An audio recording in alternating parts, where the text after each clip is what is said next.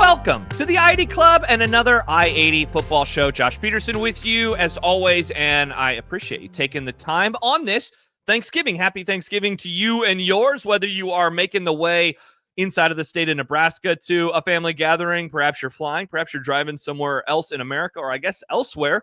Appreciate you hanging out with me and a cast of multiple guests on this week's edition of the I-80 football show. It is going to be a two-parter. In the first part, Jay Busbee, senior writer for Yahoo Sports, not to mention the author of Iron in the Blood, How the Alabama versus Auburn Rivalry Shaped the Soul of the South. He is going to join me for a deep dive into the history of the Iron Bowl, into the history of the Auburn and Alabama football programs, universities, institutions, that part of the country, all sorts of stuff. This was a great conversation. I've been talking to Jay on the radio for probably a decade now, and when I saw that he was writing a book about the Iron Bowl, knew immediately that I had to have him on the podcast. It came out in September, and I told him, hey, let's chat the week of the game because who knows what could be at stake.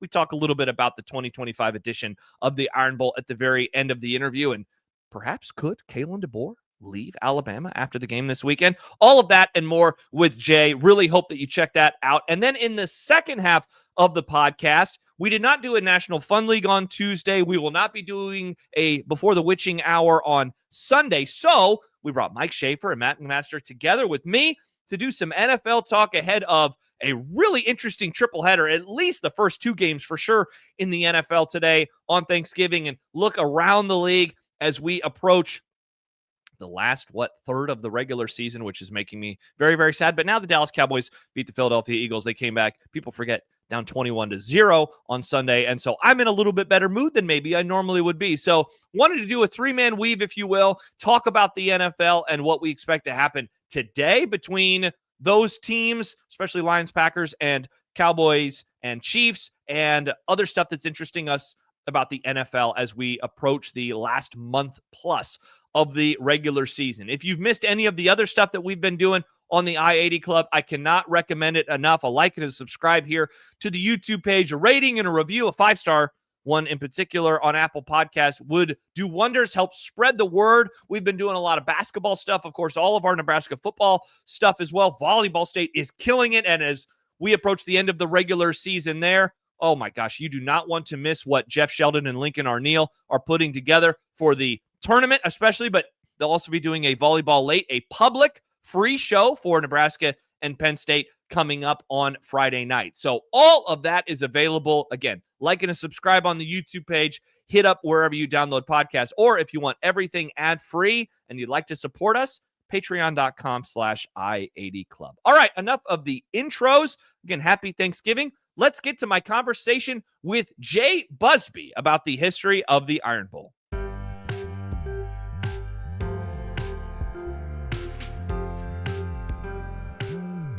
So happy to have on the I-80 football show this week. He's a senior writer with Yahoo Sports, also the author of the brand new book, Iron in the Blood, How the Alabama versus Auburn Rivalry Shaped the Soul of the South. Jay Busbee joining the I-80 Club today. Jay, happy Thanksgiving. How are you?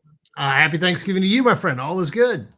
Good to hear. Good to hear. This was such a fun read. This book came out a couple of months ago. I knew that I wanted to have you on, though, of course, the week of the Iron Bowl itself, and now that game is just a couple of days away. Let's go through the process of it before we dive into some of the stories that you tell. You've written a book before. Why was this the next thing that you wanted to tackle? Well, to me, it dates back to the kick six. Okay. I didn't have at the time any allegiance to either Auburn or Alabama. I had friends that went to both schools. You know, I would enjoy going to the games, but I didn't have a dog in the hunt. And I was watching the kick six with my dad, and we had my brother on speakerphone. You remember this all after Thanksgiving. And so he was driving back home to Florida. We had him on speakerphone, and we're watching the end of the game. We're just talking. And then, of course, you know what happens in the kick six. Kick goes short. Chris Davis runs it into the end zone. The entire place goes nuts. My dad and I are screaming. We're just losing our minds. And my brother did not know what was happening. He thought that there was like a tornado that had hit the house or something like that. He's going, what's happening? What's happening? What's going on? And so I'm thinking, you know, I'm completely immersed in the moment, just loving it the way that you love a perfect college football ending. and that kind of got it started for me, because that was around the time, you'll remember, of the Tubers Oaks getting poisoned, the tornado that hit Tuscaloosa, Cam Newton. This all happened within this real tight little stretch here. And so that really turned my eyes to this rivalry. Not that I didn't know about it before, but just there's something more going on there. And so I kind of let it percolate for a few years. I did a book on Dale Earnhardt, and then I came back to that. I said, you know what? There's something there. There's something more. This is more than just a couple of teams, state team and tech team going and fighting on the football field. There's something bigger at play here. And so I started doing research a few years back, and then put the proposal together. I got it picked up, and here we are 2 years later. So all set. But it started, as so many things did in Alabama, with the kick six. Yeah, what a fascinating time it was, of course, in the rivalry. You mentioned those years. It was so fun getting to those chapters as someone who, Northerner, right? And, that I grew up hearing about the good old days of Nebraska, Oklahoma, Michigan, Yes. Ohio State's always been the rivalry that I enjoy. And so my entrance into the Iron Bowl, it starts somewhere in the Tuberville era, and then it moves on into Saban and everything, of course, that would come there. And so, yeah, it was really fun getting to those chapters. And along those lines, Jay, so you mentioned you start doing research. Chapter 1, after a short little intro, begins with the Civil War. The Civil War. We're not talking about like Yes. Oregon versus Oregon State. Right. Did you know like early on that you wanted to begin with something away from the field? Because this is a book throughout it where you're talking about the politics of the day. And I mean, gosh, the Civil War being such an important moment in our nation's history, there's a story to tell with the Iron Bowl as well. Yeah, it is kind of strange, but everything in the South flows outward from the Civil War, for good and for ill. But I'm interested in sports. I'm obviously interested in sports, just seeing who's going to beat the hell out of the other team. That's purely. I'm not looking at every game as a sociological exercise, but when the opportunity presents itself, I like to use sports. I like to view sports as kind of a cultural mirror, a cultural prism, and you can see more of what's going on. You can understand more about our country, more about our culture, more about ourselves by the way that we engage with sports, by the way that we value sports. And so the more that I was digging, I mean, I knew that obviously this rivalry had a lot of weight to it in the state of Alabama, but you go and you keep digging and you start to see where the roots of this rivalry are. What led to Alabama being the kind of elitist in its mind, white collar university? What led to everybody deriding at Alabama deriding Auburn as the cow college? The kind of blue collar versus white collar sort of rivalry, which obviously is now completely it's been obliterated, but the reputation still persists there. What led to that? What got us to that point? What made this such a fierce rivalry? What made these two schools hate each other on a bone deep level, a level of the DNA?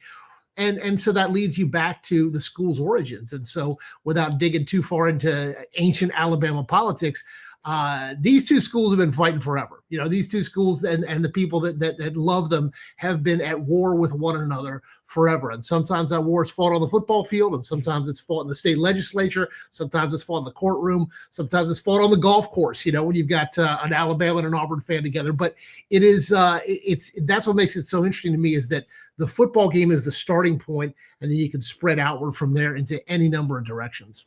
Jay, you doing this research process, I'm curious about separating the fact from the fiction, right? Like you're going back into the 1800s for some of this stuff. At one point, you're writing about War Eagle and how that ultimately came up. You write about the schools going their separate ways and how, popular mythology sprang up that the two schools fought so much that the officials terminated the rivalry. Separating that fact from that fiction. How difficult of a process was that, again, given that this rivalry is going back more than 100 years into the 1800s? Yeah, you've got to use a little bit of judgment. I'm not a professional historian, but I've done a lot of work along those lines. You've got to go and dig for sources. You've got to find obviously the contemporaneous newspaper articles, which are tremendous, because sports writing back in the day was so much fun. I mean, they would write about the gallant lads in crimson standing against the afternoon sky and that nonsense. It was tremendous. It was so much fun to read. But you've got to kind of cut through that and say, all right, let's take a few of these purple adjectives out of here and let's see what's really going on. And you compare that with letters written by university officials at the time. I went and dug in some old yearbooks where they were just merciless. The Alabama yearbook writers back in the day were merciless about how, we got rid of this coach because he had no talent and that kind of thing. So you're putting a puzzle together where you don't know what the puzzle is going to look like and you don't know how many pieces you're going to have. You try your best to put it all together, but you can generally assume, and like you mentioned War Eagle, and there was one legend that sprang up about that during the Auburn Georgia game, that there was this eagle that had rescued this poor Civil War veteran during the war, and then during the Auburn Georgia game in 1893, the eagle flew through the sky and then fell and dropped dead right in the middle of the game, and it's like, come on. Even Auburn fans are like, all right, we know that's complete garbage, but it's kind of a fun story to tell. So you try to separate the myth from the reality, but also print the myth, because it's fun to tell those kinds of stories. It's fun to talk about, because it's not, to me at least, it's not interesting just to focus on the box scores. There are books that are all about the box scores that have nothing but who played in the game and what the score was after every quarter, and that's fun. I'm not knocking that at all if that's your thing, but there were not a whole lot of deep analytics in the 1890s, and there was not a whole lot of there were obviously not a whole lot of contemporaneous reports, but if you can find those kind of external sources that feed in, it makes the story that much brighter, that much more colorful, and that much more realistic too. Yeah, let's get Bill Connolly's SP Plus rankings on the matchups in the 1890s between these two teams. Wouldn't it be great though? I mean, this is an off target, but wouldn't it be great to just put one player from, put a Cam Newton, put a Derrick Henry, just drop them into the 1890s and just see what would happen? I mean, that would be tremendous to see. It would be like a space alien landing and just annihilating that crew. Anyway. Yeah, and then along the lines of what you said a few minutes ago, imagine the journalism of that day. What is this? What is happening? The flowery language that they would use to describe that. Jay, I mentioned at the outset, I came into the Iron Bowl probably about 20 years ago, and early on, when you're kind of learning college football history, you at least if this was the way it was for me, you kind of learn about a lot of different things with a lot of different programs, but two things stood out with the Alabama mythology, if you will: the 26 Rose Bowl and the game that changed the South. I wanted to ask you about both, but let's start with the Rose Bowl, because for those who don't know, this is the first time that Alabama is playing in that game. It's the first time a Southern team, right, had played in that football game, and they were not near the top of the pecking order. They had a great regular season that year, but they weren't ranked high or thought very highly of. Those are two stories that are certainly well tread in the history of college football. So how do you, Jay, go about writing about it in a different way and also trying to add some new color or new stories, given that, if you're a Bama fan, you've probably been hearing about the 26 Rose Bowl since you were 4 years old. Yeah, I mean, I think that the key is context. You've heard about it, and you want to. The 1926 Rose Bowl was significant because, I mean, it was the equivalent of, say they were that they decided to bring a D3 school up to play in the national championship, because there was only the Rose Bowl back then. There wasn't there wasn't a series of bowls. Obviously there wasn't a college football playoff or a BCS or anything like that.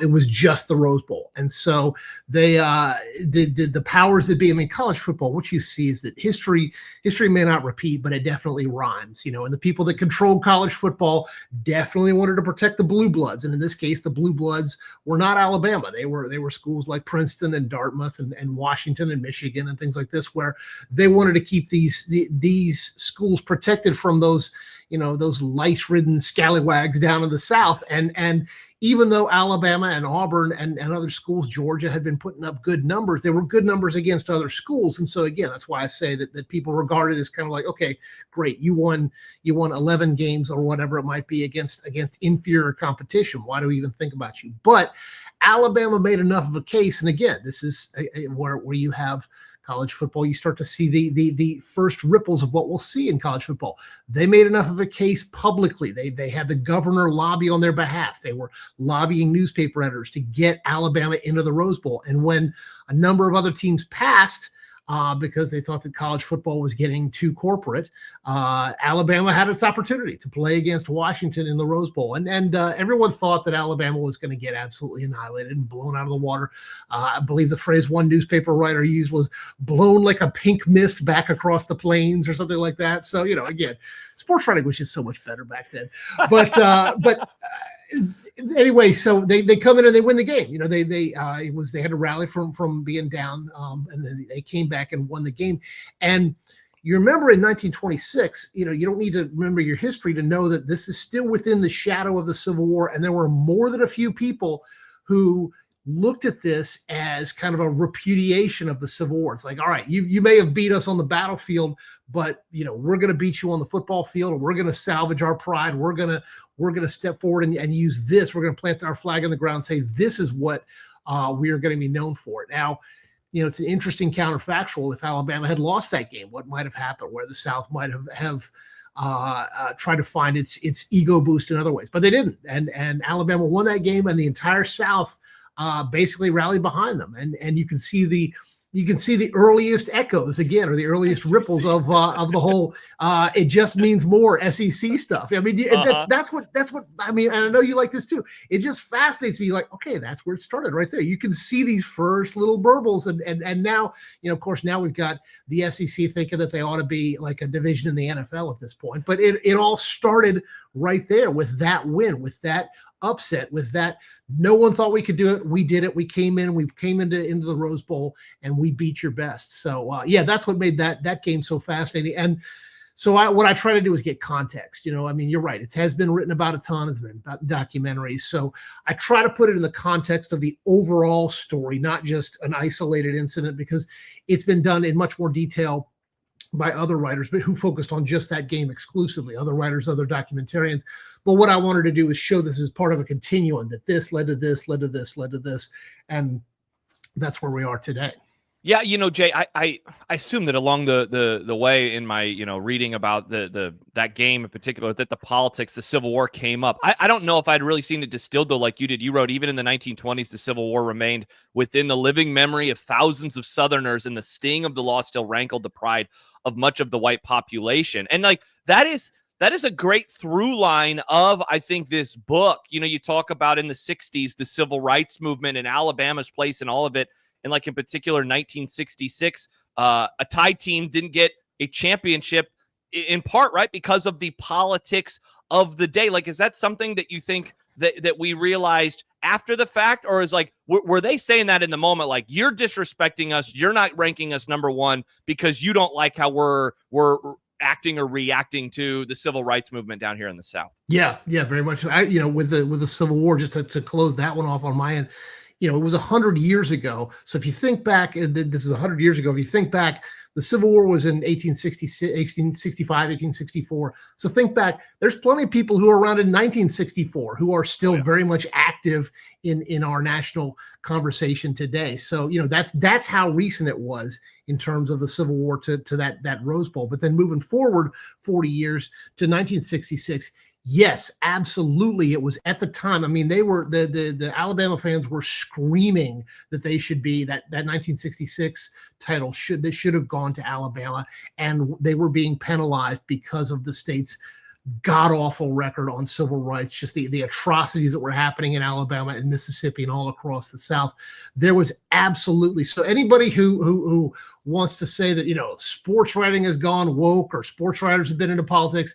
No, man, this has been going on forever. Sports and politics have always been intertwined, and sports writers have always been involved in politics. To say otherwise is just to simply not know your history. I don't care if you agree or disagree. The simple truth is that sports and politics have always been intertwined, and this is a perfect case of that. Bryant tried his best to sidestep, Bear Bryant tried his best to sidestep the politics, but even he couldn't avoid it. I mean, if it had happened today, if this sort of thing were happening today, he would be asked constantly, particularly, back, as we all know, in the 2020, 2021 era when sports and politics were completely enmeshed. But even he could not avoid having to deal with these issues of politics and race and racism and Alabama, the state of Alabama's role in it. I mean, there were actual incidents. The governor standing in the schoolhouse door, Governor George Wallace, that happened just a few steps from Bear Bryant's office. The president of the university was watching it happen from inside Bear Bryant's office. That's how intertwined these things were, these elements were that happened on the campus at Alabama. Yeah, so along those lines then, Jay, I wanted to ask you about the game that changed the South, and this was a USC-Alabama game in 1970. Right. This is a process question maybe first. Did you write this book in order? Because that chapter, not to say that other chapters didn't come with a lot of care, but I thought that one, it's such an interesting moment in Alabama history, in college football history, in Southern football history, that I wondered if that was like, let's save that one for a little bit later. Let's put that one off to the side and get to it when we get to it. Or were you trying to write this thing in order because you felt like that was working better with your brain? Oh, hell no, I couldn't write that in order. I mean, this is going to be the most ridiculous humble brag. You and I are brothers here. We know what's going on. You know how I approach this, but I wrote this thing over the course of 2023 and 24 in the most absurd areas, dude. I wrote pieces of it in the press box or in the press building at Augusta National. I wrote it in Paris at the Olympics. I was on a vacation in Africa and I wrote it by the Limpopo River in Botswana. I wrote pieces of this all over the place because look, this is my advice to anyone. If you have a full-time job that takes you a lot of different places, think real hard if you want to take on a book contract in addition to that, because I wrote this thing in just chunks literally all over the planet. But I'm trying to remember what my process was. I knew that there were several. I think I had like 12 tent pole events that I knew that I needed to get to. Obviously, the Rose Bowl, the game that changed the South, things like the kick six, elements like that. These were like, all right, I have to get to these. If I miss out on these elements, if I miss this story, people are going to roast me, and I'm not going to be telling the story accurately. So what I tended to do was I would write.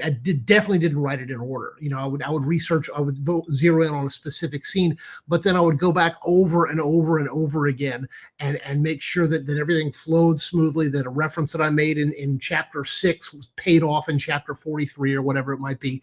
But yeah, for these big moments, I knew that I had to really to make sure that I was as accurate as possible. And so, that was very much one of the chapters that I knew was so significant, not just because of what it meant, but because of kind of the mythology that's grown up around it. As you targeted in on, there's a lot. It's very easy to say, oh, Alabama saw black players play, and all of a sudden they said, all right, that's it, we're going to integrate. It was a whole lot more complicated than that. There was that, yes, but there was a lot more that led into that. And so I don't think it blunts the story in any way. I don't think that it diminishes the story in any way to tell the actual truth, which is that Bear Bryant had been working for years to get black players in the program. And he actually already had black players in the program. But it also the game also did a great job of public relations, of saying, hey, look, it is possible to have black and white players on the field, and the fires of heaven don't rain down on us. So maybe getting through to some of the thicker headed fans in the Alabama stands, it was the right move. Definitely it was. I was happy you said that, Jay, because again, growing up, you hear about this game and there's like the sanitized version, right? And it's basically that, hey, they played USC, and then immediately like let's integrate. And so I loved how you wrote about what was and wasn't true of the day, and kind of how that game and how that matchup unfolded and what it would ultimately mean for Alabama. Because as you mentioned, tentpole moment. I mean, that is certainly one of the tentpole moments, I think, in the history of college football. Yeah, without a doubt. And you can cut it either way that you want. You can cut it and say, you can slice it up and say, well, Alabama, like Bear Bryant, what definitely didn't happen was that Bear Bryant saw all these black players beating his white players, and Bear Bryant said, oh my gosh, we need to get some black players of our own. That absolutely did not happen. That was not it at all. Now, some of the people in the stands might very well have seen it, and what they saw was players who were in the South, who had grown up in the South, who had gone to high school in the South, even in Alabama, going out to California and then coming back to Alabama and beating Alabama. That's the kind of thing that makes a fan think, all right, well, hang on just a second here. And you can debate, and there has been a very, very earnest debate on whether using sports in this way to integrate trivializes the integration debate. By reducing Black achievement just to the level of sports, it trivializes the value of equality and integration. And there's something to be said for that. But by the same token, you have to reach different people in different ways. Some people you can get at them through an intellectual approach, some through a moral approach, some through a religious approach, and some through just a plain old football approach, which is, hey, you might want to have the access to all players, all good players in your state, not just the white ones. Yeah. So, Jay, one of the things that I knew that I was excited as I was reading the book to get to was 1989, because that is when the Iron Bowl for the first time is played in Auburn. I have this weird memory as a kid of watching some college football documentary, and maybe it was like a PBS type situation, and it had like 5 to 10 minutes about this game. And for those who don't know, it had been played in Birmingham for so many years. It had not been played on the campus at Auburn. And I mean, it's darn near a religious experience watching the highlights from that day, the tears that people have in the crowd. Pat Dye, the head coach of Alabama, compared it to the fall of the Berlin Wall, which A, shows you the moment in time that this game was taking place, and B, also how they viewed it and how we view football as a country. I mean, and Auburn wins too. Like, remember last year, Texas A&M finally gets Texas back into College Station, and they lose that game. And so I was like, wow, not only did Auburn finally get what they had been wanting for so many years, but they also won the game. That seems like one of the most important moments in the history of Auburn football. It's debatable about whether this would have happened. I mean, obviously it didn't happen while Bear Bryant was still coaching and still alive. Bryant coached, left in the early 80s and died, just a few weeks after he left. He resigned from coaching duties, and the game happened, as you mentioned, in 1989. It's debatable if it would have happened. I think that Bryant was understanding that things were leading there. Jordan-Hare Stadium was getting bigger and bigger and bigger, and Birmingham is closer to Tuscaloosa than it is to Auburn. There wasn't at the time an easy access to get from Auburn to Birmingham. It was 2-lane roads and that kind of thing. And so Birmingham was, regardless of who was the quote-unquote home team on any given year, it was always like 80% Alabama fans and 20% Auburn fans at Legion Field in Birmingham. And Auburn fans, quite reasonably were like, look, we're not the little brother anymore. We've got our beautiful stadium here. We want to have people come in. And they were getting Georgia and Florida and then eventually even Tennessee. And finally they were like, that's it. We want to have Alabama come here. We want to do a home and home, or at least a home here. We want to play the game here. And so they managed to catch Alabama at a time when Alabama was a little bit weak, because Bryant was dead.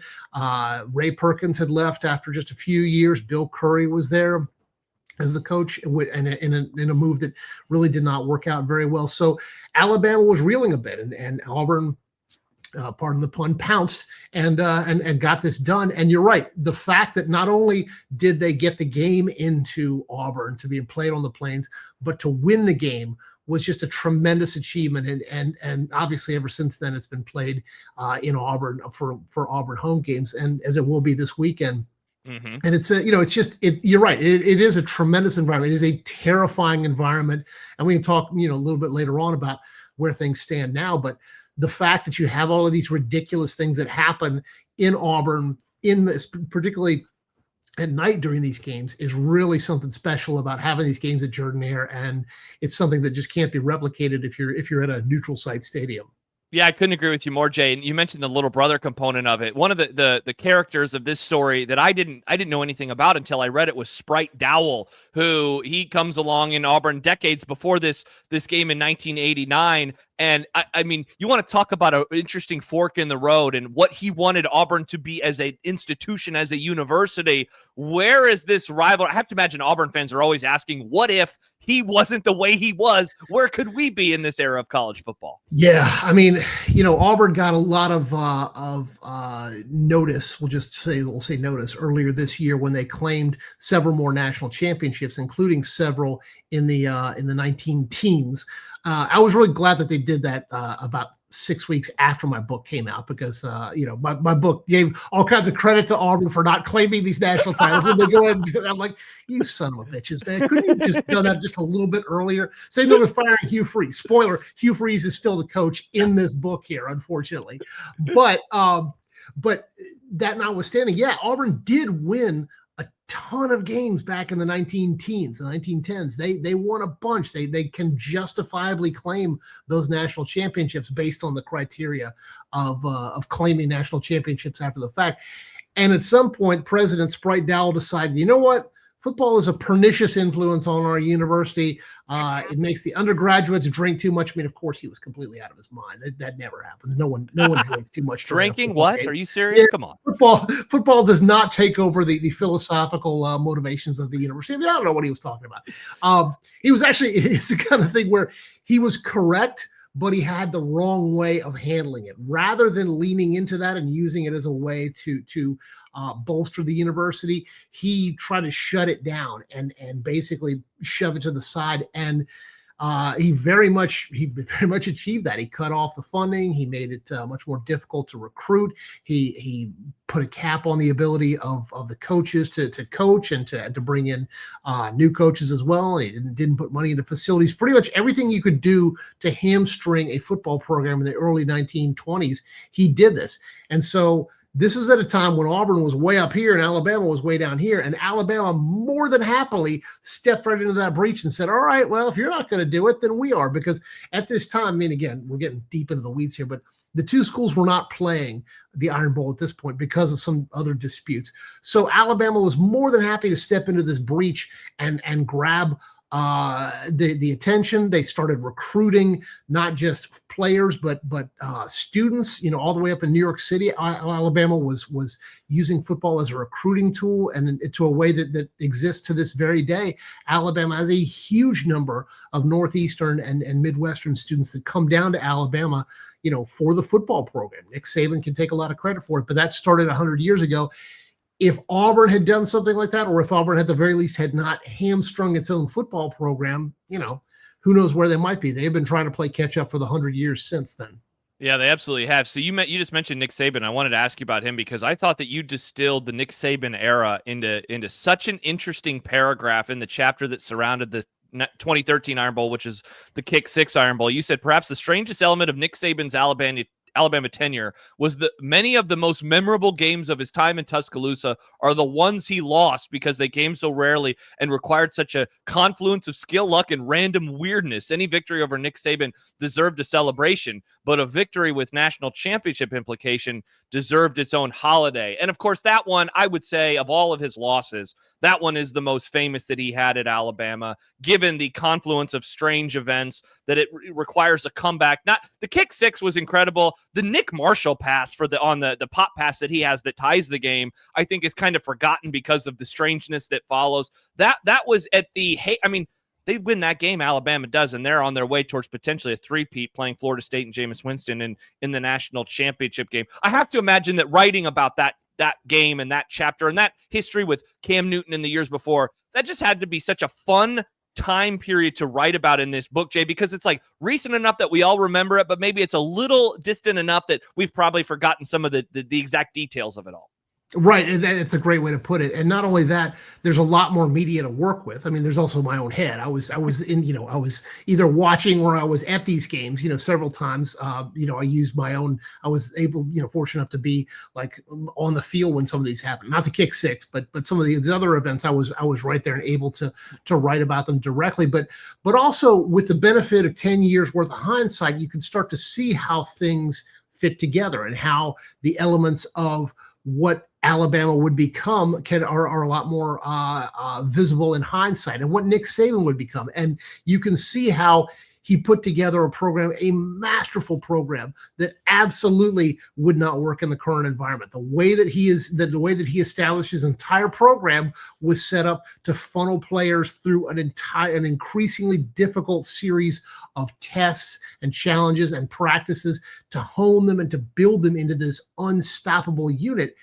And that doesn't work right now. That doesn't work anymore. You cannot convince a kid at this point. You cannot convince a 5-star to sit for 2 years on the promise that, hey, 2 years from now, you're going to be on a national championship team. He's going to be like, screw you, man. I'm going to start right now for Miami or whoever it might be. So you can see that was the fun part about this is it's all recent enough, and I was able to talk to a lot of people, because they're obviously still around.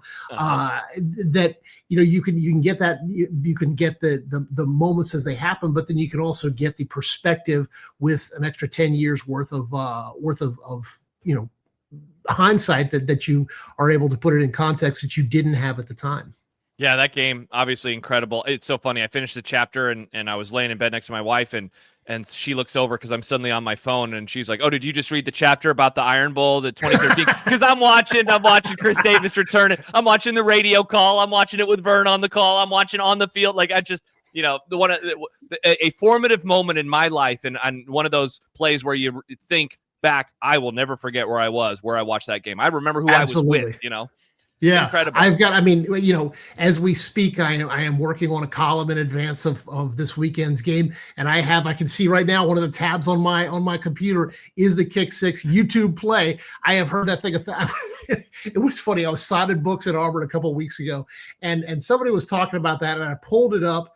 We were pulling it up to look at something because we were going to look at one element of it, and of course Rob Bramlett starts his call, the one that ends with Auburn's going to win the football game, and I'm watching this, and the guy next to me, who's a huge Auburn fan, he literally starts saying it like he's saying the Pledge of Allegiance. He knows every single word of this cadence. He just repeats it like he's saying the Lord's Prayer, and it was tremendous. It was, and I was like, "Thank you, man. That's just perfect. Just made my day." I love college football. Jay, before I let you go, I want to ask you kind of a current question.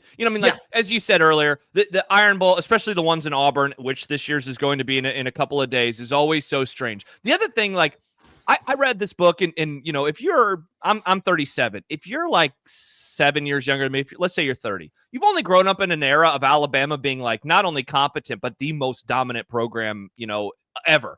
This book is a great reminder that Alabama has had coaches leave on their own volition before. There's been this Kalen DeBoer to Penn State chatter. Yeah. I wonder you, given that you wrote this book, better than most people that they're not always this perfect winning machine. Do you lend credence to that potentially being a real thing? I absolutely do. Bill Curry left Alabama to go, and Dennis Franchione also left Alabama in the 80s and 2000s to go to other programs, to go to quote unquote lesser programs. And that's what Alabama fans think of. They're like, wait, you don't leave us, we get rid of you. And so when coaches do that, it all of a sudden makes Alabama go, what's going on here? Then of course, there'll be all kinds of, he wasn't a good fit for us. But yeah, absolutely. I 100% believe that there is a non-zero possibility that Kalen DeBoer, there's a 100% possibility that he's been reached out to. The people have said, you get a little tired of those fans in Tuscaloosa beat on your ass about those hoodies. Would you want to come to a place where we don't really care what you wear on the sidelines? I am certain that that's happened. And in terms of how much he's entertaining them, if Alabama loses on Saturday and doesn't make the CFP for a second year, even after winning 9 games, I don't know. That's the thing that you're exactly right. Alabama fans have blocked out that 25-year chunk between the end of Bryant and the start of Saban, where they only won 1 national championship and had some real dark years in there. So that's been kind of conveniently blocked out.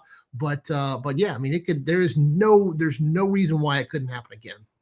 Cannot wait to watch the Iron Bowl on Saturday night. Again, it's at Auburn, so always weird stuff is expected to happen there, and maybe 2025 will deliver us one of those again. It is a great history read. It is a fun read, fascinating quotes throughout. The book is titled Iron in the Blood, How the Alabama versus Auburn Rivalry Shaped the Soul of the South. Came out a couple of months ago. Jay Busbee, the guest today on the I-80 Football Show, senior writer for Yahoo Sports, author of Earnhardt Nation. You can see that behind him right now as well. Jay, such a wonderful conversation. Talked to you many times over the years on my radio show, but really a true pleasure getting a chance to chat with you about this book. Many congratulations. I hope that the feedback has been awesome. I really enjoyed reading it. Thank you, brother. Yes, it was a great interview. Really enjoyed it. Great questions. Let's keep in touch. And I don't know when the next book I'm going to write is, but we can discuss it more and discuss plenty more before then, because God knows there's no shortage of stuff to talk about in college football. Absolutely. Thanks again, Jay. Take care, brother.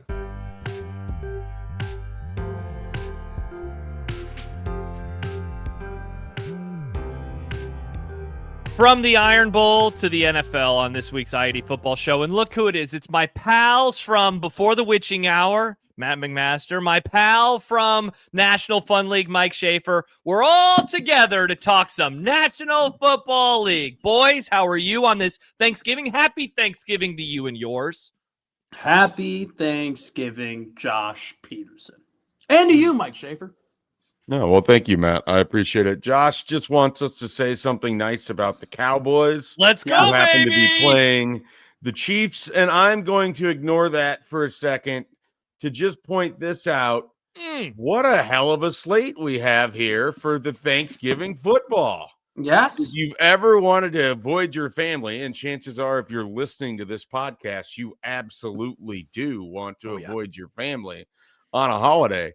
You got three pretty good games of football to watch here. You know, you get the Lions Packers, you get the Cowboys Chiefs, and I believe our Thursday night game is Bengals Ravens, right? Yes. So yes, you know that's an important game. The Bengals are frisky. They might have Joe Burrow back. Joe Burrow's finally going to play. Yeah. Think about the quarterbacks on Saturday. This is pretty good. You get Joe Burrow, you get Lamar Jackson, you get Dak Prescott, you get Patrick Mahomes. You get Jordan Love, and Jared Goff. I mean, so there's 4 out of those guys are pretty good, and then 2 of them are in the mediocre middle. So hey, not to mention, Shafe, Black Friday, Eagles, Bears. Like, I mean, even like all the good games are before we even get to talk Saturday. About the mediocre middle for quarterbacks. Friday has the potential to be the worst day of my life. Worst day? Iowa and Nebraska playing at 11 o'clock. And then right after, like no break. Like I get no time off. All gas, no break. All gas. I got Bears, Eagles, and what could end up being for the 1 seed. You know? Okay. I'd say it's going to be for the Rams don't exist. It's for the 2 seed. This is a battle for the 2 seed. You know, could end up being pretty important come the playoff picture. You know what I'm saying, man? I mean, you guys, you root for the Vikings, Mike. You root for the Cowboys very famously, Josh. You guys are, you're in the hunt. It's cute. It's cute over there, But on Friday, the big boys of the NFC duke it out to, really see who gets some advantages in the seeding. It's nice being on top. I like being on top. Yeah, that's why you're already potentially threatening to have the worst day of your life. If they both lose. Yeah. I love this team. I love this season, but also Friday could be the worst day imaginable. It could be. And you calm down over there. The guy who sent me that text in the middle of the Cowboys-Eagles game about how miserable your life is and how easy I have it relative to you and the vaunted Eagles and who could stop the Eagles. Oh, wait. It was your dipshit team that did it. They spotted them 21 points, and then they won. So you don't get to make fun of Matt McMaster either. Thank you. Damn it. So can we make fun of you, Shay, for your you've been spot on all season long with your bad team. If we make fun of Mike, it's actually mean because Mike's team actually sucks. Not mean at all. Team is, I have no problem with this at all. I'm going to see Max Brosmer at quarterback on Sunday, and I'm excited about that, Matt. You're used to seeing horrible quarterbacks every single minute of your life. Seriously. You still kind of do on Sundays right now. I watch Dylan Raiola, then I watch TJ Lateef, then I watch Preston Stone. Oh my God, it's brutal. And then I watch Caleb Williams being the best quarterback in my life for someone who actively watches 3 football teams is really tough. He's having a great stat season, but if you watch the Bears games, you're he's still very much a rookie. But I was talking to Josh, and I have a solution for you, Mike. Okay, this is pretty good, Mike. You're gonna like this. Quarterbacks are really expensive nowadays, right? I mean, Trevor Lawrence is getting paid $55 million. Jordan Love getting paid $50 million. Tua Tagovailoa. I mean, just awful contracts. I think the Vikings need to extend JJ McCarthy immediately. Buy low now, so when he gets good, you don't have to pay him that much. I would say a 6-year deal, maybe lock him up at $30 million. No outs at all. No. All guaranteed. I like money. this. All guaranteed money. Just get him in there right now, because he's gotta be good at some point, right? I mean, he's got a great offensive coach. He's got the best wide receiver in the league. He's got a solid offensive line with a very serviceable running back. He can't fail. He's got to figure it out at some point. You would almost think this guy making fun of the Vikings over here would have a positive point differential against them on the season, but they don't. They're 1-1. They needed a special teams gaffe to even win that game that they thoroughly dominated against this quarterback that he's mocking. He's trying to talk over me because he has no ability to accept the fact that J.J. McCarthy beat his team. One of his 3 losses this year was his team shitting their pants on national television while J.J. McCarthy ran for a touchdown, scored other touchdowns, led a comeback, and Matt McMaster has been able to rise from the dead.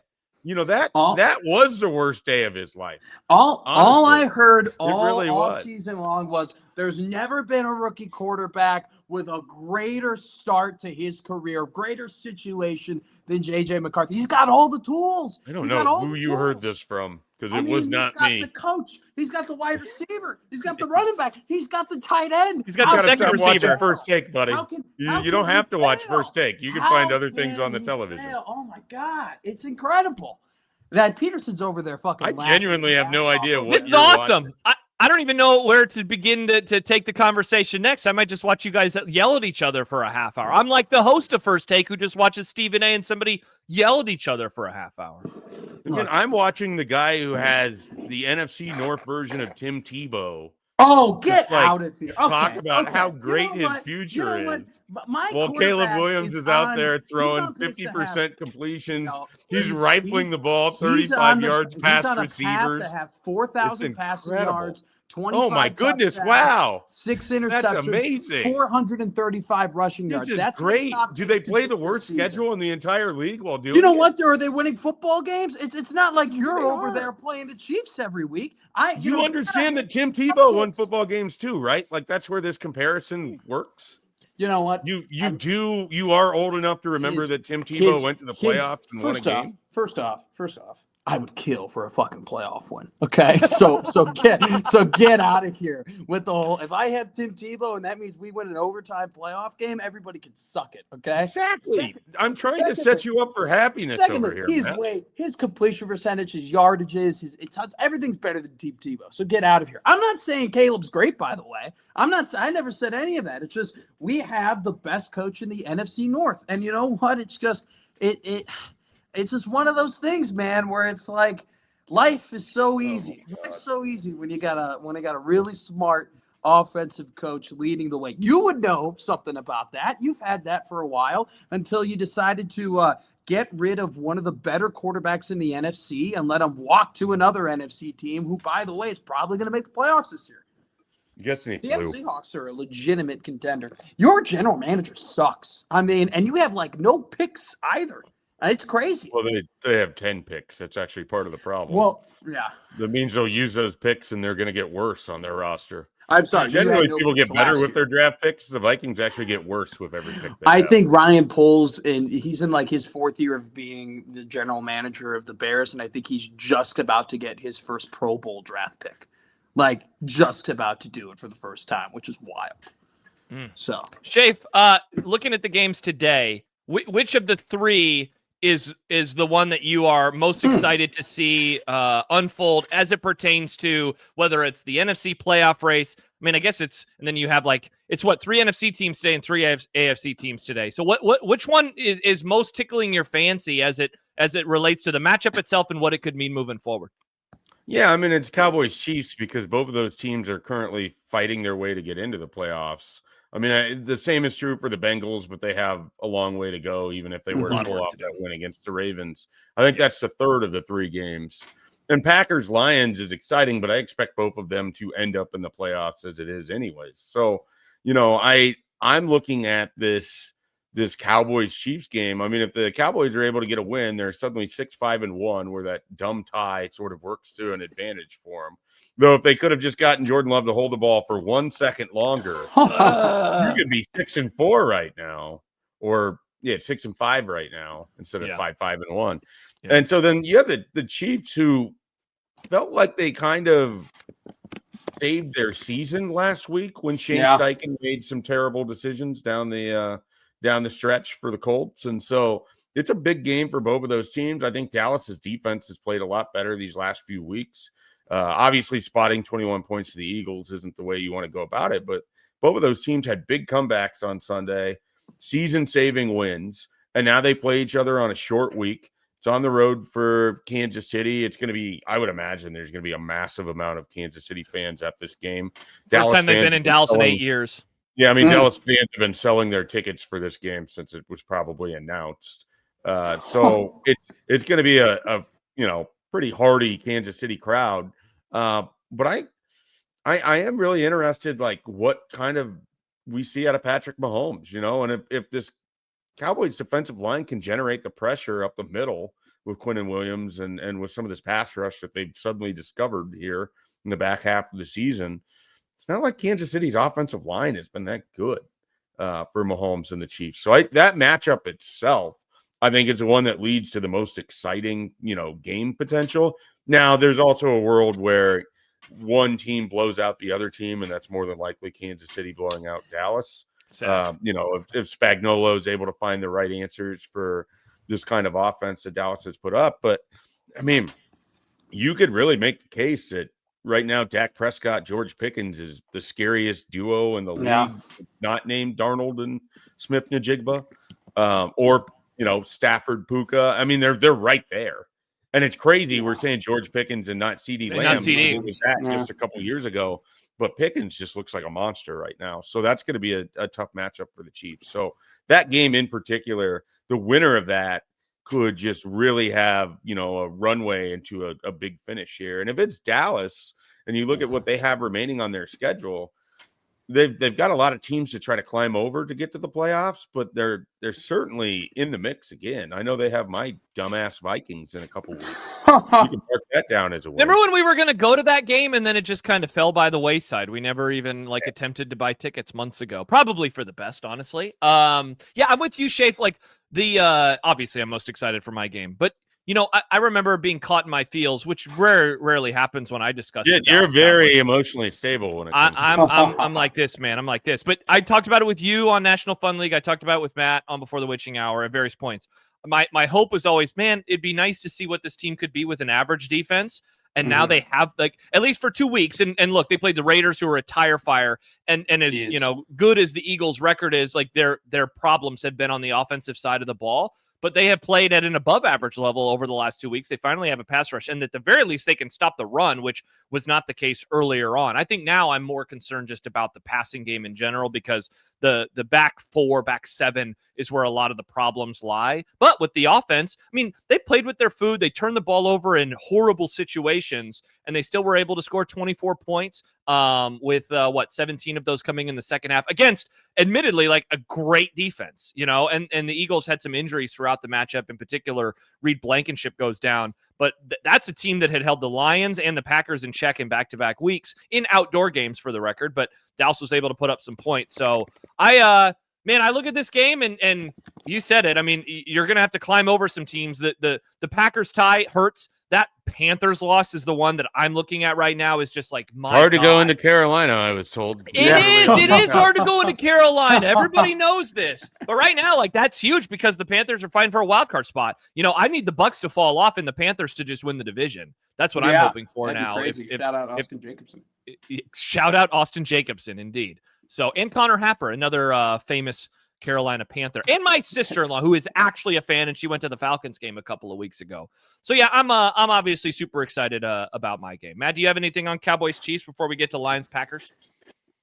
Could be a really good game for Javonte Williams. Let's go, I think that for the last couple of years, right? I mean, Patrick Mahomes obviously is one of the best quarterbacks, if not the best quarterback in the NFL.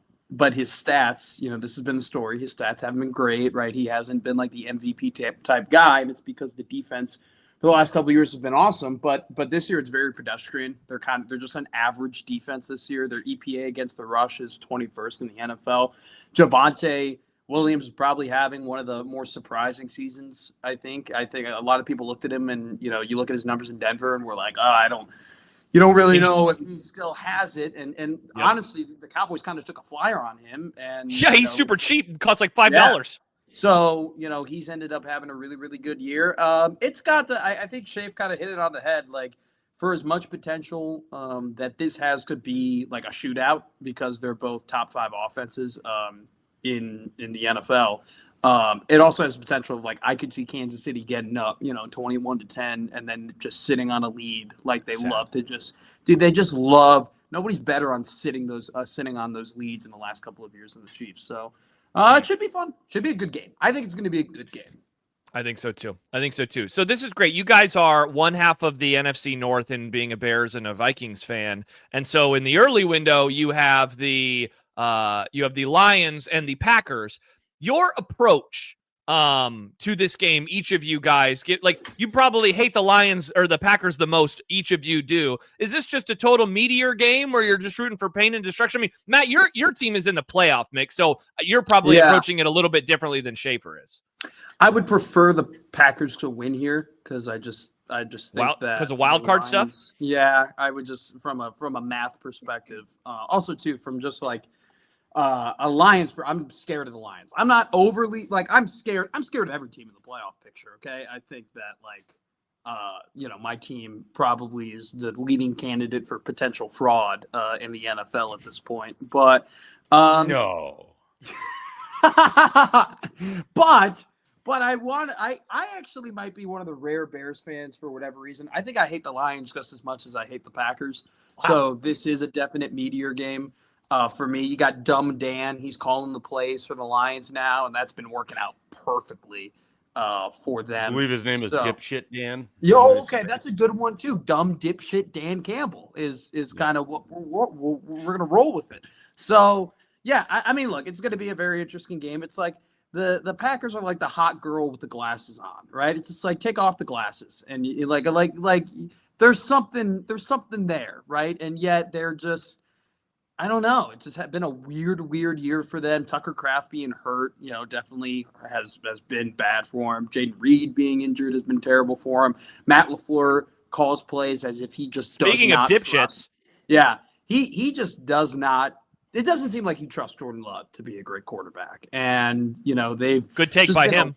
It's been a weird offense. Josh Jacobs, I think anybody who's followed the league knows that when you're coming off of seasons after you've run the ball over like a lot, you're due for regression. We've seen it with Barkley. We're seeing it with Jacobs. And he's hurt now, so they've been relying on Emmanuel Wilson.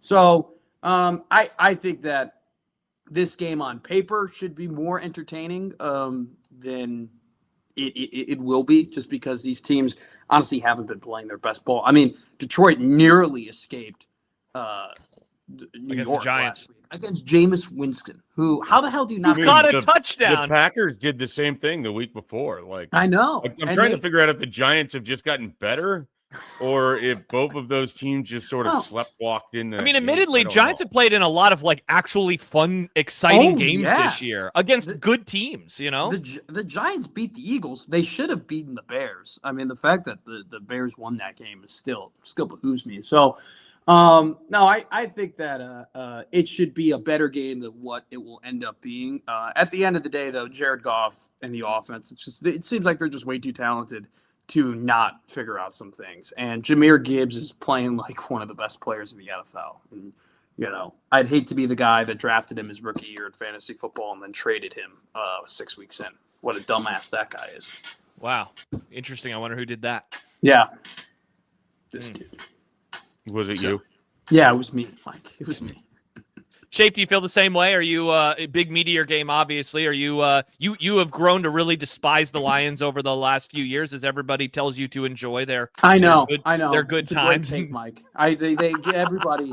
Everybody's like, oh my God, you should feel good for them. Oh, the little, they're so nice, they're so sweet. No, fuck them. I want them to be in the dumpster, like they've always been in the dumpster. All right. When you are the perpetual third place team in the NFC North, I'm not supposed to be happy when the fourth place team actually starts having success.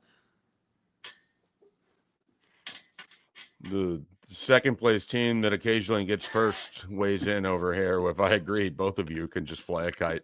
Yeah, So, fuck them. uh, Fuck them. Seriously, fuck them. I can't stand either of these teams. They're the fucking worst.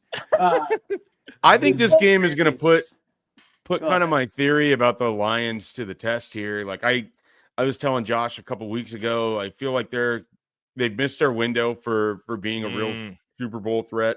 I think they are now fake tough. Like they get pushed around a lot more when they face physical teams. They don't look nearly what they were. The Vikings were able to get after them. The Chiefs were able to get after them.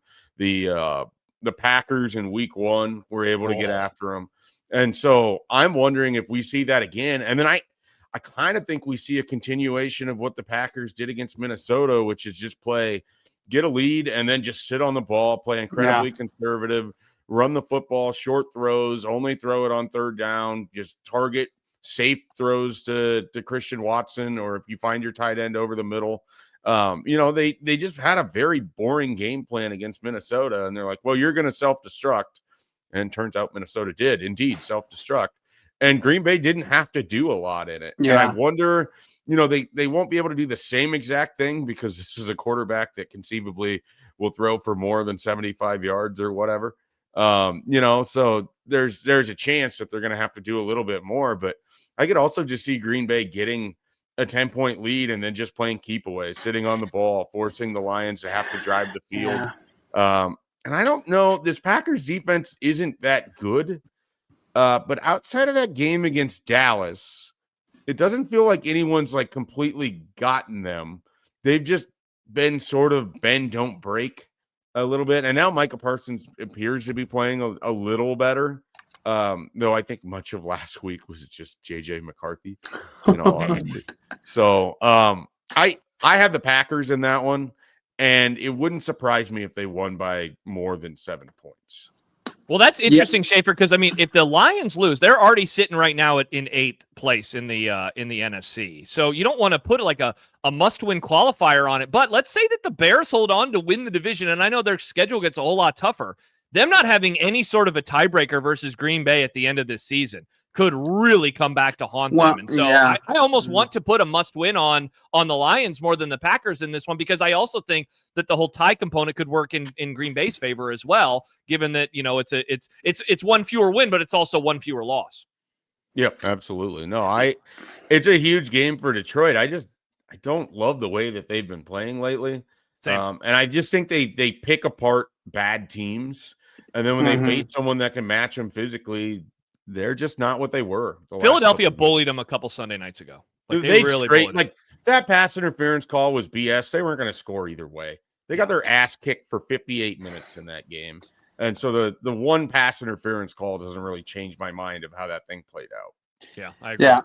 Very sneakily, this Green Bay secondary hasn't been nearly what they've been in the last couple of years, and they're 18th in EPA against the pass. And Mike's kind of spot on. The front seven, for the amount of names and like what they've accomplished past season, should be way better than what the Packers currently are playing at. I mean, I could see LaFleur, like Mike said, just sit on a lead and watch Dan Campbell flounder. I could also see, though, I don't know. I think Jared Goff and Amon-Ra St. Brown and all these guys are just I just feel like they're due. I just feel like sometimes they're just due to explode and have a really big offensive day. It'll be an interesting game. I think we're going to learn a lot about both of those teams. I just have a lot of visions of Jared Goff under siege, and that's not usually a successful. Not a recipe for success for Detroit.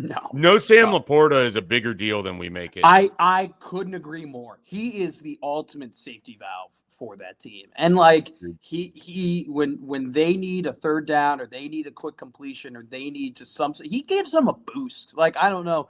There's always been something about those tight ends that when they are just barreling down the field and they're bouncing off of people and they turn a 15-yard completion into a 30-yard completion, it just gets your team going again. He's been really good at that. So I agree, Mike. I don't think enough people are talking about his importance. He made that offense so much more dynamic when he was a rookie. I mean, the layers that he's at, and that's exactly Sam Laporta's success is exactly why Ben Johnson drafted Colston Loveland. That's because he realized that it's you need a dynamic pass catching tight end like that. Only Tyler Warren was available too. Matt, speaking of the Bears, before we wind this thing down, let's talk about that game. So I guess we'll skip over. We're not even going to talk about the Ravens and Bengals. I don't know. You want to give us? Going to be like, hey, like let's just. Mentioned earlier. Ravens, Bengals. Do you want to give us 60 seconds on Ravens Bengals? I don't know if I need 60 seconds, but give us 15. I'm curious in this game because the Ravens look broken, and yet they're still going to win the NFC North. I have futures bets on them to win the Super Bowl, so I'm like half paying attention on Sunday. Like, what the hell? I put money on a team that's about to lose to the Jets. What is going on here? And then they found themselves, but like all of a sudden they can't run with Derrick Henry. Lamar Jackson, I don't know if he's still hurt. Is he hurt? I don't know if he's indifferent. I don't know if they're just like, hey, man, don't put anything on yourself until it's later in December and January. And then we're just going to we're going to do the thing that everybody says you can't do in sports.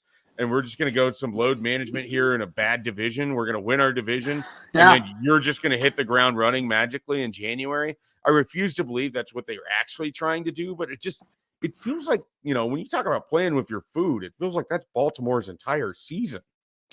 I think the text I have from Josh in the first half of that game against the Bills, what a wagon! Yikes. Hey, what's going on here? You put them to win the Super Bowl. You agreed that they were a wagon. Yeah, I didn't agree they were a wagon in week 1. They looked awesome. They were running all over Buffalo. They were broken down, leaking oil off to the side of the road because I'm a moron. That game, it's going to be hilarious that neither of those teams are going to do shit in the playoffs, even though that's still one of the games of the year, all the way back in week 1. So Lamar, and this might be my bad take of the episode, but are we getting to the I found this tweet. This was from Ari. I don't know how to say his last name. I know the guy you're talking about. Yeah. Ari Mayrov. Sure. I think that's how you say it. The aggregate guy? Yes. So he goes ahead. Injuries this season for Lamar Jackson. He had a hamstring from week 4 to week 9. Then he hurt his knee in week 11. He's hurt his ankle in week 12. Now he's hurt. He injured his toe against the Jets. And so now it's up in the air again of whether he's going to play. Is the bill coming due with Lamar? Because he's been excited. Because he's a mobile guy, a running guy. Yeah. And but he's not this year. But exactly. He hasn't been this year because he's been banged up and he's been hurt. And it's almost as if that was the wrinkle with Lamar is that, okay, he was actually a decent quarterback throwing the football, but then he can just pull these plays out of his ass and run all over the field. And that's why he's won all the MVPs. But now, he's been in the league for a hot minute now. He's been balling for a couple of years. And it's it just seems like this year every game, he just gets banged up and he gets hurt. And I'm starting to wonder if all right, hey, this is kind of we're slowly doing the downturn of this is what happens when you have just been running around and taking hits and being a mobile quarterback your entire career. I mean, I don't think it'll be as steep of a decline as it was with Mike Vick, because when he fell off the wagon in Philadelphia, he fell off the wagon pretty hard. I don't think it's to that extent, but I'm curious if this is kind of the start of things because this is the risk you play when you play that style of quarterback. And I think that this might be kind of the year where there are a couple teams' Super Bowl windows are in front of our eyes are kind of closing. And I think the Ravens, while they still might fuck around and win the division, you start questioning, man, was their best shot 2 years ago when they lost to Kansas City. So I would sell the idea. I just think I think it's one of those years where he's come back. Sure. He's not been that healthy. It could be. It's kind of interesting because if you look at it statistically, he's still outstanding for the season, even with those games missed. 15 touchdowns, 3 interceptions, 66% completion percentage, right in line with what he's done, and 8.2 yards per attempt. But the last 3 weeks in particular, he's been around 55% completion percentage. The offense has really sputtered. It feels to me that their teams have found ways to defend them because Lamar isn't as mobile, and they haven't found the counter to that. So it almost feels like it's a combination of Lamar's just banged up this year, so they can't use him to run as much, or they're saving those bullets for when they really need them. And their offensive coordinator hasn't found answers to how teams are now starting to defend them. They also went against the Jets are not a good defense, but the Browns I was going to say the Browns are. the Browns and the Vikings played good defense. And so, you could kind of write that off. But when he had that performance against the Jets, I think he's just playing banged up. Like, I just think he's having to gut through the season. And we see now that it's a short week for him. At least it's a terrible He's- defense in Cincinnati, but it's still a short week. He has career lows. I think he'll play. He has career lows in rushing yards a game and success rate, like his rushing success rate, and he's got the second lowest yards per rushing attempt of his career this year. It could be, Mike, that he's just hurt, and it's one of those. And it seems like quarterbacks like Stafford had a year like this 2 years ago, right, where he was just hurt, and it was just Stafford allegedly has a broken back, and he's having the best season of his career. So I don't know what to do with Matt Stafford. Yeah, it very well, seriously, it very well could be one of those things where he's just hurt. But at the same time, it's like, I think that it warrants a discussion just because he's been, running around being a mobile quarterback, and we just kind of see these declines sometimes. But it could be the other way around. Look at that! I asked for 60 seconds, and we did like 4 minutes. Let's finish, Matt, with your game tomorrow, Black Friday. Eagles, Bears. Eagles coming off. Did you know they were up 21-0 and they lost to the Dallas Cowboys on Sunday? Pretty fun there. That's news. Yeah, Bears, a nice little stretch, 8-3. I mean, we said it at the start. Matt said this is for a 1 seed. It is not for a 1 seed. It is definitely for the driver's seat of the 2 seed, though. Matt forgets how the playoff seeding works when it's been a few years. Just forgot that the Rams. Yeah, it's been a long time. The Rams are winning every game. Yeah, the Rams famously in the AFC for Matt. Maybe he was mixing them up with the Seahawks back in the day. Seahawks, people forget, used to be an AFC team. How are we feeling about this one tomorrow, Matt? On the road, I mean, Philadelphia, everyone knows about their problems. They're such a messy team. We're talking about them all the time. It finally comes home to roost against the Cowboys. Their offense is struggling. They cannot run the football, but defense is admittedly, even though they allowed 21 or 24 points against the Cowboys, unanswered, by the way. Really good still on defense, though, with some injuries now, especially in the back end of the defense. Well, the back end of the defense has already been the big question the entirety of the season for Philadelphia, in particularly that second corner spot. Like, outside of if A.J. Brown wasn't, flipping his crap all the time, we would be mainly talking about the fact that they've, traded for multiple guys, signed multiple guys off the street. They just can't figure it out. I'm not feeling great. We don't have the injury report in front of us, but the Bears are banged up big time. No linebackers probably once again. No starting linebackers probably once again for Chicago. Jalen Johnson and Kyler Gordon seemed like they were back on track to play last game.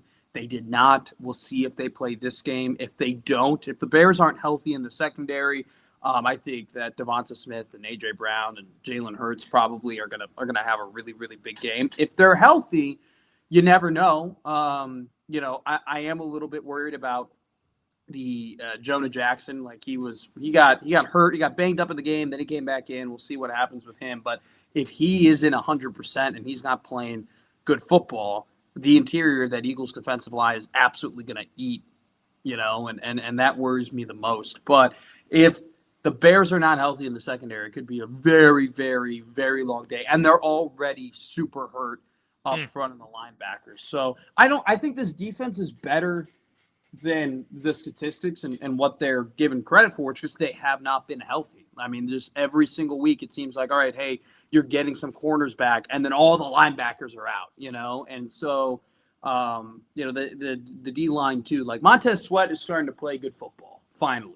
Like, he's finally, I don't know what happened over the last year and a half, but he's finally finding his stride again. So I think that if Johnson and Gordon are playing, and Tyreek Stevenson, who also got banged up, is playing too, Bears are going to have a shot, and it could be a close game. If they're not playing, I don't know. I think the Bears are going to score. I think the Bears will score points. I think they have 21 to 28 points this game. But I'd be really, really worried if both Gordon or Johnson or either one of them aren't playing. Now, Nashawn Wright's been the guy who's come and filled in. He's been playing good football for Chicago, so that's been a positive this season. Schaefer, you don't buy into the Bears. If they win this game, or do you give them a little, maybe they could be frisky, or given the problems of the Eagles, would you chalk it up more to that? Would this be, so I forget what the Steelers' record was going into last weekend. They were over 500. So this would be their second win over a team. When their first win where the team remains above 500. Yeah, and it'd be the first. And it's against the actual starting quarterback for. There you go. And it's on the road. See, and this it would be a road win. So this is why I told you. I think this is a horrible spot for the Bears. I obviously don't believe in them as a real threat in the NFC. Yeah. Mostly because again, the Vikings hold a 1-point scoring advantage on them for the season, which is not a great sign for you. I would think. Really just got.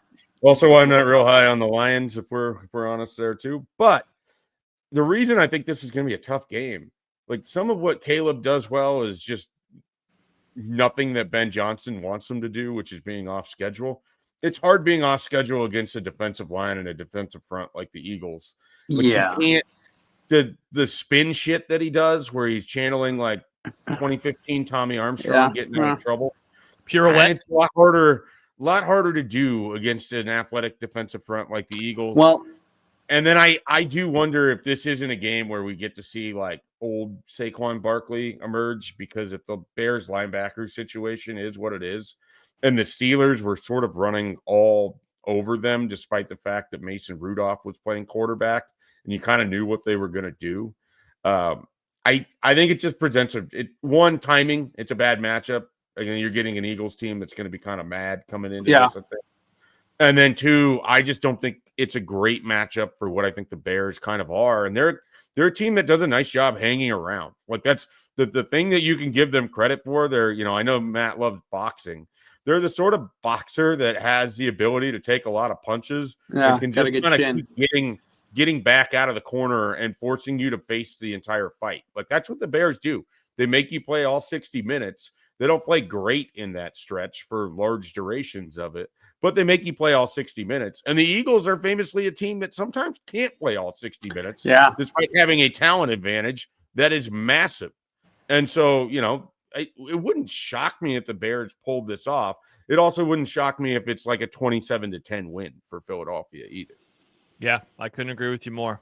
Should be be interesting. I think Caleb is the type of quarterback where it's like, if you look at his stats, you're like, oh, he's having a great year. And then you watch him, you're like, man, like not great at leading receivers, throws behind guys sometimes. Like, so to Mike's point, the whole spin shit and escapability that he does, like he tried that shit against TJ Watt. It cost the Bears 7 points, like he can't do that against Jalen Carter. You can't do that against Jordan Davis. Can't do that against those guys. Now the Kobe Dean, could just be sitting on him every play, and then like a heat-seeking missile. That guy is incredibly fast. He's so fast, and it's just one of those. It's one of those things too, where it's just like the Bears are 8-3, and it's been awesome to see them pull off these close wins, but they just have not put it together. Like it was inexcusable. It's funny. Out of all the close wins, last week's close win was probably the most handled, like the most calming one. But they had the ball twice, up 10, and with an opportunity to run, a 4-minute drill, right, and do the 4-minute offense and drain the clock. And on both possessions, they went 3 and out, and they just gifted, Pittsburgh an opportunity back into that game. Pittsburgh, though, with Mason Rudolph, sucks. So, like, that's not.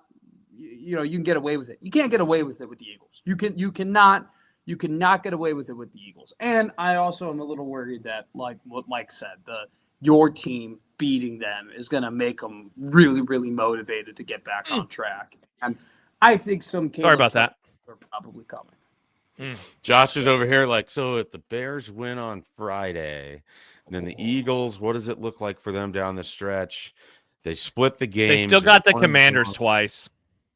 If the Bears end up winning this game, they're in the playoffs, which is kind of crazy. Are the Commanders a team that wins another game this season? I know they play the Vikings. Me if they, and I think they have the sort of game that Minnesota wins that changes their play or their draft pick status. Yeah, because it would not shock me if they lose out. Horrible. They got the Eagles twice. I know that they have the Cowboys. They have the Broncos on Sunday. So that's 4 of the 6 games that they have to finish up the season. No, excuse me. They already played the Dolphins. They lost. That was in. That was overseas. It was a Berlin game, Madrid, somewhere. I think, one of those. And then what else? The Giants, Vikings. So Broncos, Vikings, Giants, Eagles, Cowboys. Oh, Eagles. Yuck. They might not, Schaefer. They might go over to finish up the season. They might be the sneaky worst team in the NFL right now. They're pretty bad. We never go over here in the I-80 Club, and that's why we're giving you a fun podcast. Hopefully people enjoyed this. I love it. The first half, they got a very serious discussion with author Jay Busbee about the Iron Bowl, and in the second half, you two yell at each other for 10 minutes before we preview a few of the games. Schaefer, I'm sorry we didn't even talk about your Vikings taking on the Seahawks.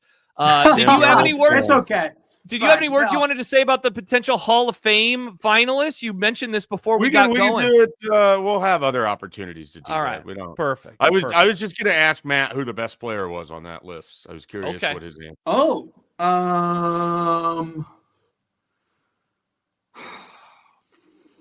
Frank Gore, Breeze. Wow, tough look for Drew Brees. Okay, Breeze then Gore. Breeze then Gore. Frank Gore is an interesting test case. Oh, is Larry Fitzgerald on there? It's totally. Yeah, it's definitely. It's totally. His name is Bolden. Are they ever going to put my boy Torrey Holt in the Hall of Fame? Greatest show on turf, baby. That was a lot of fun, guys. This was a lot of fun. Know that it's been a busy week for each of you. Very much appreciate you taking the time. Of course, Matt joins me on Sunday mornings for Before the Witching Hour. It was fun explaining what Before the Witching Hour means to Mike Schaefer when you were both at my house with Connor Happer in October. He said, "What is this? What is a witching hour? What does this mean?" It's 2 o'clock. 2 o'clock is the witching hour. 2 o'clock's the witching hour. You guys got dresses on and broomsticks. And, I don't know. It's the most exciting hour in all of sports, Mike Schaefer. It's where losses become wins and wins become losses. Nice. And so Matt and I do that each and every Sunday, or most every Sunday. So we won't be doing one this week because Matt will be traveling back from Chicago. And then, of course, on Tuesdays, we did not do one this week on Tuesday, but National Fun League with Schaefer and I as we recap the games and the week that was. We look ahead, and of course, we're getting into the December time of year. Next time we do a podcast, each of us boys, it will be December. So certainly looking forward to that, and very much appreciate you joining me today. Happy Thanksgiving. Schaefer, good luck to the Vikings this weekend against the Seahawks. Matt, good luck to the Bears. Seriously, really good luck to your team against the Eagles. And good luck to the Cowboys. They knocked off Philadelphia. Let's knock off Kansas City. America's team, the Dallas Cowboys. The words have never been more fitting for them over the last few days, and we very much appreciate it. Matt, Schaefer, thanks again for joining me today. Appreciate it. Well, thanks for I know we're supposed to respond. I didn't know which one of us. That's why I said thank you. I usually don't worry. When the Cowboys lose, shout out Max Brosmer. When the season's over for the Cowboys after they lose to the Chiefs, Yankees baseball isn't that far away. It'll be A-okay.